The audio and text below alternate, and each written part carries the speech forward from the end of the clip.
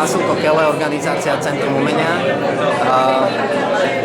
Táto snímka vznikla z toho dôvodu, že Dodo ako svojou osobnosťou, svojim životom ma zaujal a inšpiroval a zdieľa rovnaké hodnoty ako naša organizácia, ako ja tiež.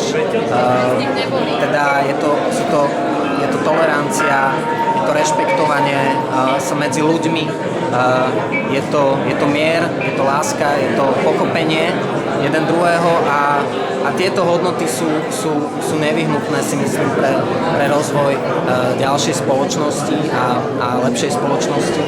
A preto si myslím, že natočiť dokumentárny film o takejto osobnosti, ako bol, nielen ako jazzman, ale aj nielen ako hudobník, ale ako osobnosť, je nevyhnutné.